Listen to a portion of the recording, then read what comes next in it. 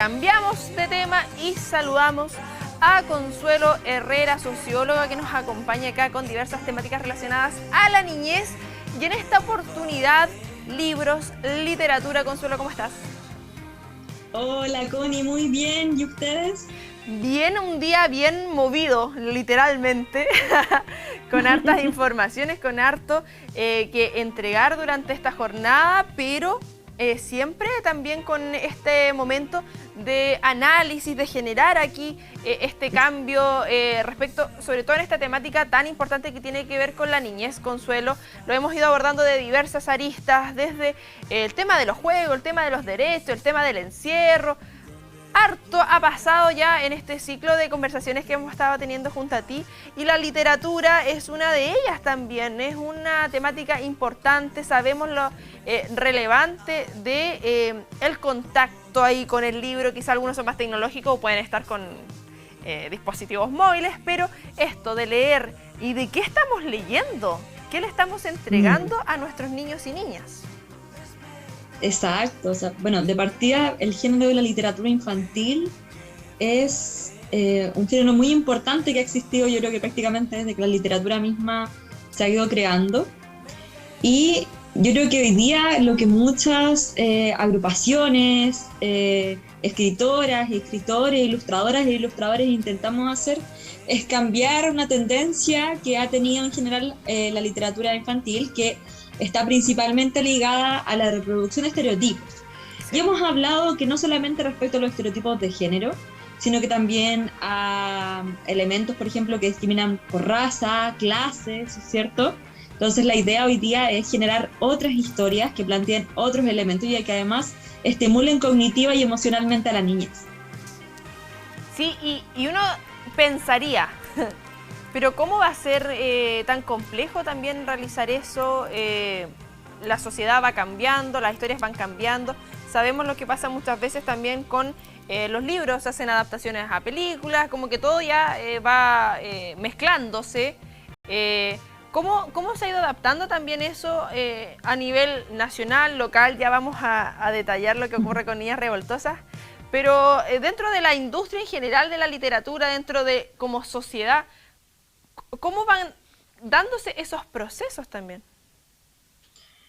Es que en el fondo la literatura, como cualquier otro fenómeno ligado a las artes y las culturas, es un fenómeno que también se liga al momento histórico, cultural, político y social en el cual se encuentra, ¿no? Y hoy, con todos los cambios, como tú bien mencionabas, que se han ido dando, es necesario también generar una literatura que vaya ligada a estas transformaciones, que se ajuste a estos requerimientos que también las niñeces van haciendo. Porque si bien, yo siempre digo, no vamos a negar a las princesas, pueden existir, por supuesto, pero que no sea solo para niñas, por ejemplo. Que no sea solo imponer roles y estereotipos como siempre se ha hecho, porque si nos damos cuenta es lo que siempre analizamos, ¿no? El personaje que lo hace todo siempre es el héroe, que generalmente es un niño o un hombre, ¿no? Que va construyendo un mundo, una historia. Y la niña siempre es la que es rescatada, la que está esperando, ¿no? No es la protagonista de su propia historia. Y la idea, al ocupar la literatura, los cuentos, como un elemento también que nos permita trabajar en torno a la autonomía y una infinita cantidad de valores que nos van a permitir también crecer y desarrollarnos como personas. Ya, entonces yo creo que eso, cómo se van ajustando estas transformaciones que se requieren, y así también cómo incluso lo ocupamos para la promoción de derechos de las niñeces, de los derechos de los pueblos, etcétera. O sea, podemos ocuparlo como un elemento didáctico y de juego, también, como hemos mencionado en otros capítulos. Sí, Consuelo, mira, y relacionándolo a eso mismo, a los juegos, porque hablábamos la semana pasada, por ejemplo, los juegos, cómo nos ayudan también a ir aprendiendo. O a generar, no sé, rutinas, tener conocimiento de ciertas cosas, de ir acercando ciertas temáticas quizás un poquito y mal llamadas complejas para niños y niñas, que todo se puede abordar de cierta medida, como también en ese proceso de la lectura. Y pienso, no sé, al momento de dormir, que es como lo típico de se le cuenta un cuento, se le cuenta una historia, cómo también se da eso en las diversas etapas de la niñez. De ir acercando temáticas medioambientales, de temáticas de derechos, como tú decías, ir abordándolo dentro del conocimiento y que sea entretención también para ellos y ellas. Exacto, es que la idea siempre es situarse en un lenguaje acorde a la niñez, ¿cierto? A las niñeces, pero contar una historia que puede ser divertida y que también me puede traer herramientas, ¿ya? Y me puede hablar de un tema en específico, como tú mencionaste, por ejemplo, medio ambiente, puede hablar, por ejemplo, de ciudadanía también, de los derechos civiles.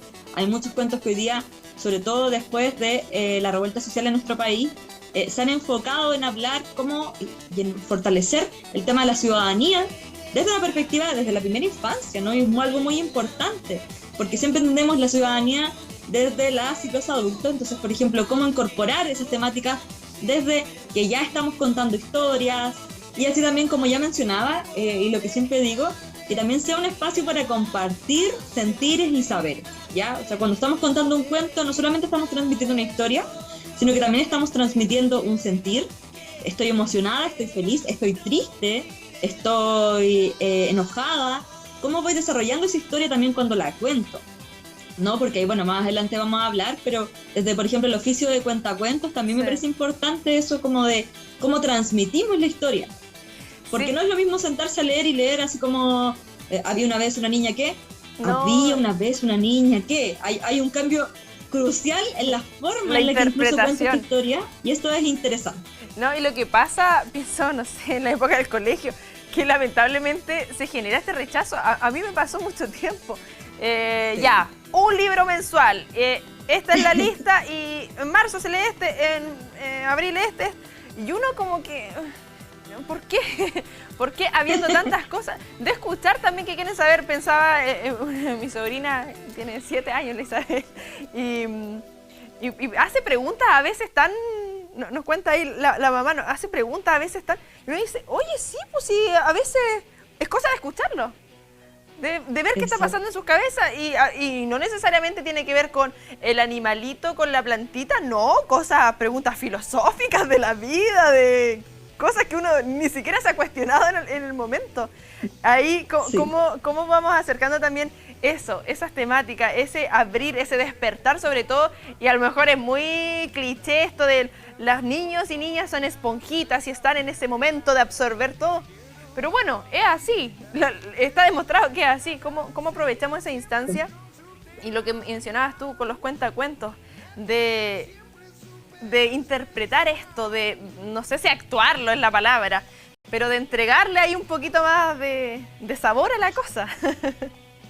Sí, yo creo que en el fondo hay que entender que los libros son herramientas, puertas, como muchas veces he mencionado, puentes, que nos conectan con otras personas, ¿ya?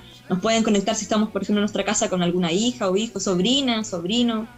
Y en el caso del cuentacuentos te conecta con cualquier persona que participe de esa instancia. Y por ejemplo, la semana pasada, el jueves pasado, estuvimos en el Parque Cerro Caracol contando uno de nuestros cuentos como Niñas Revoltosas y además como Bio en 100 palabras.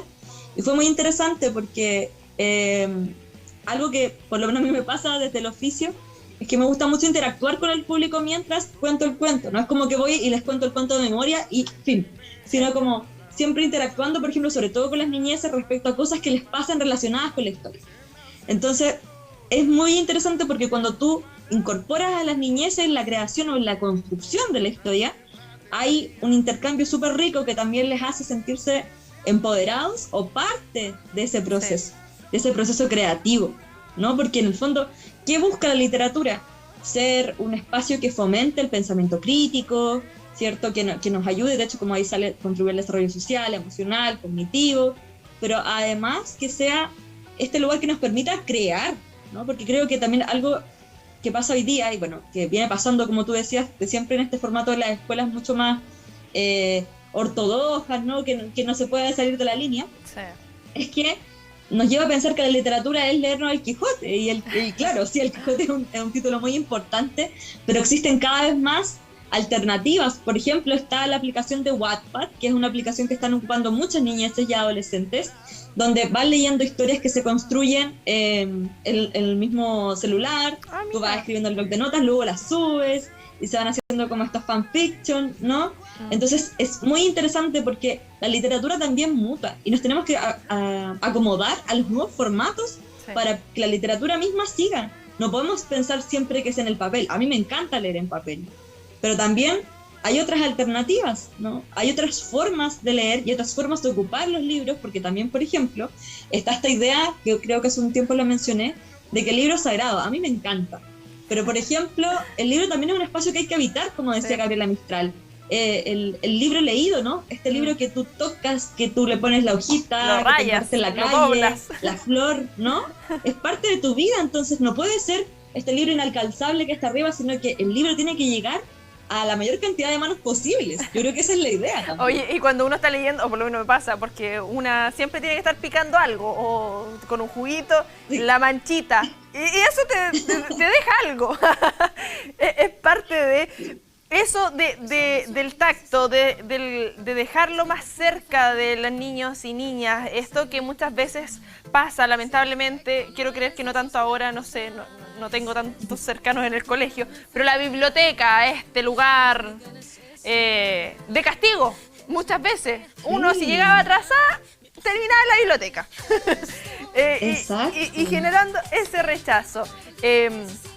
Y también de entregar, o esto que pasa, y ahí tú como socióloga, lo que generamos muchas veces como, estás leyendo de, no sé, Harry Potter, mira que estás leyendo eso en vez de leer, no sé, algo más filosófico, algo más científico.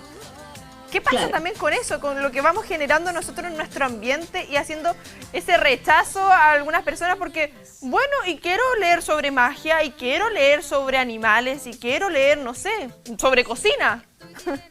Exacto. La literatura es infinita, los géneros, las temáticas que se tocan. Creo que limitar a solo una como la correcta, ¿no? Que también es algo que se impone en la escuela, porque es como son ciertos géneros los prioritarios y después lo otro es lo secundario. A mí me parece súper discriminador como tener como esos niveles, como, y también me parece muy propio de la élite. Creo que se produce una elitización de literatura cuando solamente nos limitamos a ciertos géneros y también a ciertos títulos. Creo que lo que hace todo lo contrario, como tú bien mencionabas, es limitar el acceso a la literatura y con ello el interés.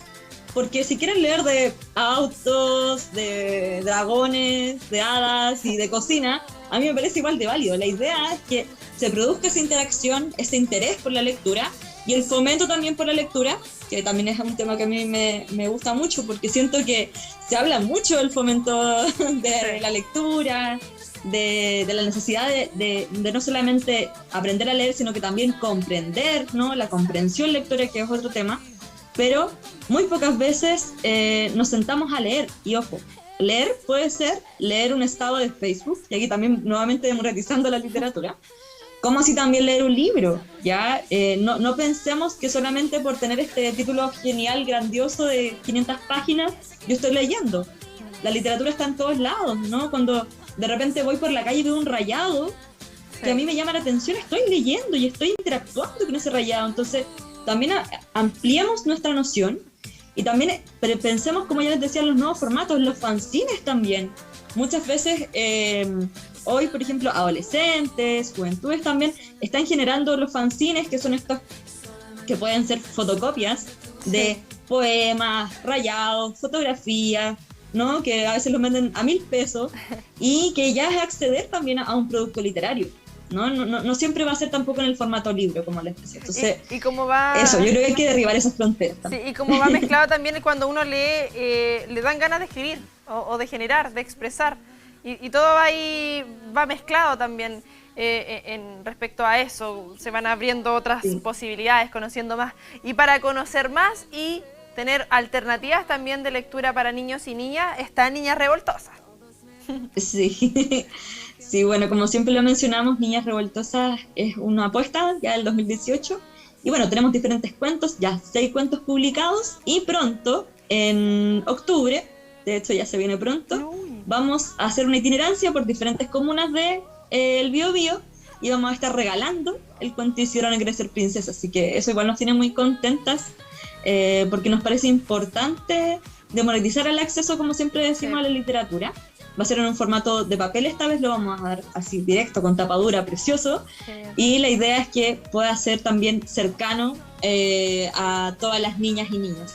Creemos que romper esos cercos también es democratizar efectivamente la lectura. Ya tenemos los cuentos libres, así que pueden descargarlos. Hay también algunos lives del cuentacuentos de la semana pasada, y así también otros elementos que siempre estamos haciendo, porque nosotros hacemos conversatorios, charlas, y de repente también les interesa llevar nuestros cuentacuentos a sus escuelas, nos pueden escribir a nuestras redes sociales, también desde la Junta de Vecinas y Vecinos, que también lo hemos hecho. Ahora estamos volviendo un poco el formato presencial, así que con las medidas sanitarias correspondientes nos pueden llamar y nosotros vamos a asistir, pero la idea es, como siempre, participar de las actividades de los diferentes territorios y llegar a más niños.